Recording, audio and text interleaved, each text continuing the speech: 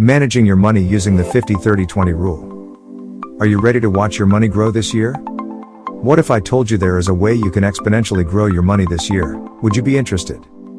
Well, if you are, make sure you watch this entire video, because we will be talking about an amazing rule that will help you achieve your financial goals this year. Today we are talking about the 50-30-20 budget rule.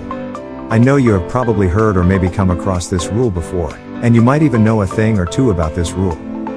But in today's video, we will explain exactly what this budget rule means, how to use the rule, and what not to do, so that you can meet your financial goals. The 50-30-20 rule happens to be one of the most popular tools for people who don't have time to track all their spending, but want an easy to manage their expenditure, save money and control their money.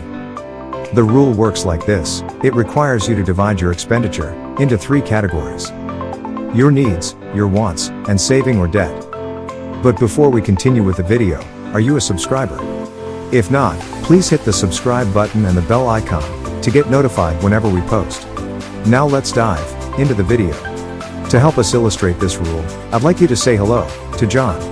John is an average guy who makes $4,500 a month after tax, using the 50-30-20 rule. John will need to divide his money like this. 50% of his money, which is $2,250, will go into his needs. 30%, which is $1,350, will go into his wants. And 20%, which is $900, will go into his savings, or paying off debt. Just like John, you too will need to divide your income into those categories. Simple, right? But let's look at it a little closer. Step 1. Limit your needs. Needs are things you can't live without. These include things such as housing, health, transportation, utilities, food, paying off debt, and the bare minimum for clothing, shoes, and other living supplies. Only include items you can't survive without in this category. If you don't have a budget, this would be the ideal time to create one. Carefully analyze what you spend your salary on each month within this category.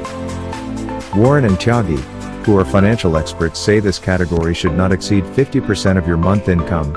If it does, then something is wrong. If you do ever spend more than 50% of your paycheck on your needs, don't panic. All you need to do is carefully evaluate what you spend your money on each month.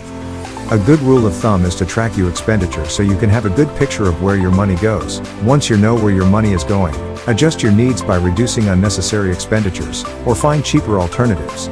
Once your budget matches the 50% limit, you can now proceed to the next step. Step 2. Define wants. Now, a whole 30% of your paycheck going towards your wants may sound like a whole lot of money, right? You may be picturing a nice pair of shoes or that new iPhone that got released the other day. As nice as all those things are, we are not talking about buying your deepest desires. By wants we mean expenses you opt out of spending on beauty. Your life would be harder without them. I am not sure your life will be any harder without that new phone, but you might find it hard to communicate without a mobile data plan. This category should include things like your internet plan, data plans, home cable bills, mechanical not cosmetic repair to your car, and so on. I bet you now get it. Sometimes it may be hard to distinguish between needs and wants, but the rule of thumb when it comes to defining a wants is by asking yourself if you can live without it, and if you can, then it's most likely a wants. Now the final step 3: save up the final 20% of your pay. Check should go towards your savings and paying off debit if you have any of this money. The only debt that should go into this category is that which is above the minimum required payment. For example, additional credit payments, or extra payments on mortgage, to clear your debts faster, should go into this category. The minimum payments on debt should definitely go towards the needs category.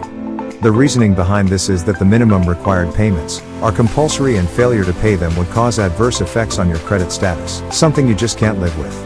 The 50-30-20 rule is great because it helps you track your expenditure easily. Having just 3 categories creates a structure that is easy to follow, and helps one to focus and manage money better. It's less detailed, making it ideal for individuals who have busy lifestyles and minimal time available in a day.